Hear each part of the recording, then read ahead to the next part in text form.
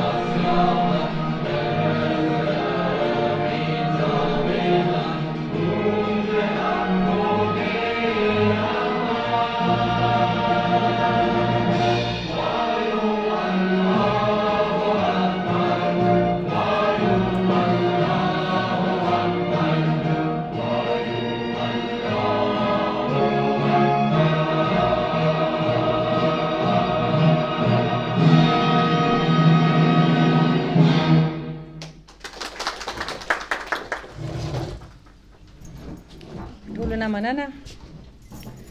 زه خپلې خبرې په دې راپیلوم چې پی ټی ایم یا پښتون ژغورنې غورځنګ یعنې څه؟ پی ټی ایم د پښتنو ګډ کور، پی ټی ایم د مظلوم لپاره د حق غوښتنې ناره، پی ټی ایم د ظالم په وړاندې د مبارزې پیاوړی سنګر او بالاخره پی ټی ایم د لر و بر افغان ولس لپاره د لوی کور جوړېدل دي. دغې ارمانونو ته رسیدل ستا او زما ګډ او برابر مسؤلیت دی. پښتنو د پیړۍ راهیسې د انساني ژوند د لاسته راوړلو لپاره د فکري بدلون غوښتل وو. پښتنو د پیړۍ راهیسې د انساني ژوند د لاسته راوړلو لپاره مبارزه کړې ده. هغه که د پیر روښان په شان په پښتنو کې د فکري بدلون غوښتل وو او یا د فقیر آی پي وسلواره مبارزه او یا د پاچا خان په جامه کې سیاسي جدوجهد او بیا دا دی نن د منظور احمد پښتین په مشرۍ د پښتون ژغورنې غورځنګ تر نامه قومي بیداري لپاره روانې هڅې دي. د پاکستان د جوړېدو سره سم د پښتنو پر وړاندې د انګریز په لاس جوړ شوی پوځ وحشیانه کړنې پیل او بیا تر نن پورې دوام لري. د دغو کړنو یو ستر مثال په 2019 عیسوي کال د مې میاشتې په 26 نیټه په شمالي وزیرستان د خړ کمر پیښه ده. په دغه ورځ د پاکستان د پوځ لخوا په سوله ییز لاریون وسلوال برید وشو چې په نتیجه کې 14 کسان ووژل شول او 46 تنه ټپیان شول. د پاکستان شیطاني پوځ د دغو پښتنو په وژلو او ټپیانولو بسیا ونه کړه. پاتې ګڼ شمېر کسان یې په دې تور د زندانونو میلو شاته بندیان کړل ګویا دوی پر پوځیانو ډزې کړي دي. په دې حال کې چې کره ثبوتونه شته چې دغه کسان بې وسلې وو او د غاړې ګلونه یې په لاسونو کې خپلو آزاد شوي ملګرو هرکري ته روان وو. سبا چې 15 کاله د دې پیښې تیریږي لا هم دغو شهیدانو ته انصاف نه دی ورکړ شوی. پاکستان په دغه کړنه یو ځل بیا ثابته کړه چې په دې هیواد کې سوله ییز اعتراضونه او د بیان ازادي وجود نه لري. پاکستان تل بشري حقونه تر پښو لاندې کړي او د ګاونډیتوب نړیوال قوانینو خلاف یې په افغانستان کې د جګړې اور تود ساتلی. د ډیورنډ فرضي کرښه د دواړو خواو پرتو ولسونو د غوښتنې خلاف د دروغجنې معاهدې په اساس یې د پښتون قوم ترمنځ د اغزن تارونه وغځول او کورنۍ یې د یو بل څخه جلا کړې، اندا چې د یوې کورنۍ غړي د یو بل کره د تګ لپاره پاسپورټ او ویزې ته اړ کړل. د پاسپورټ او ویزې لرل په چمن او سپین بولده کې نه یوازې کورني اړیکې د سترې ستونزو سره مخامخ کړي، بلکې د زرګونو پښتنو د کاروبار د منځه وړلو سبب هم شوې ده. دا چې د پاکستان ریاست غیر عادلانه او د ټولو نړیوالو قوانینو خلاف پریکړه هیڅ افغان ته د منلو وړ نه ده. په 2023 کال نومبر د 20 راهیسې په چمن او سپین بولده کې په زرګونو پښتانه راټول شوي دي او ریاست څخه دغه پریکړې بیرته اخیستو غوښتنه لري.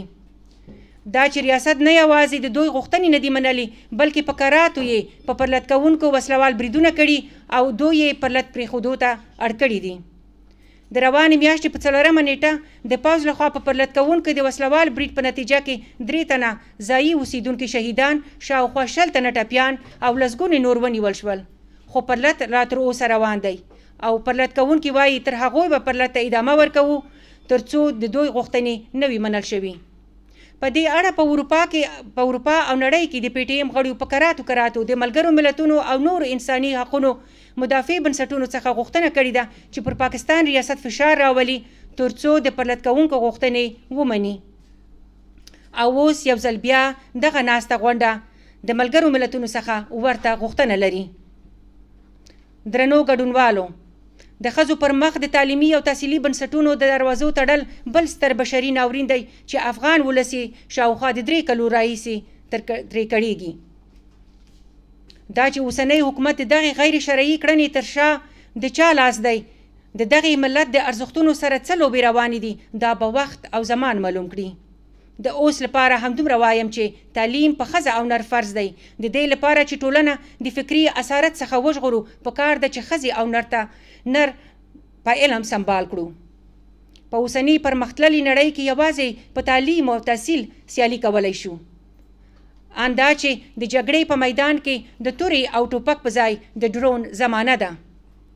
موږ به هله د دې جګړې بریالي راووځو چې د وطن هر ماشوم ته قلم په لاس ورکړو، پرته له جنسیتي تبعیض څخه هر یوه ته د ښوونځي د تګ زمینه برابره کړو. راځئ د 21مې پیړۍ په پرمختللې نړۍ کې د اسلام د اصولو سره سم د ښځو د تعلیم او کار غوښتنه وکړو او لاسته راوړلو لپاره یې آواز اوچت کړو. راځئ پرېږدو چې دښمن د دوست په جامه کې زما د هیواد داخلي او بهرني سیاست پرېکړه وکړي. موږ په افغانستان کې د اوسني واکدارانو څخه داسې سیاست غوښتنه لرو چې په هغه کې زما د هیواد ملي ارزښتونه او ځمکنۍ بشپړتیا خوندي وي. په روانه میاشت کې د پاکستان د پوځ لخوا په سلګونو هدفي وژنې په پښتونخوا کې په بېلابېلو سیمو کې ترسره شوي او بېګناه انسانان یې په وینو ولمبول.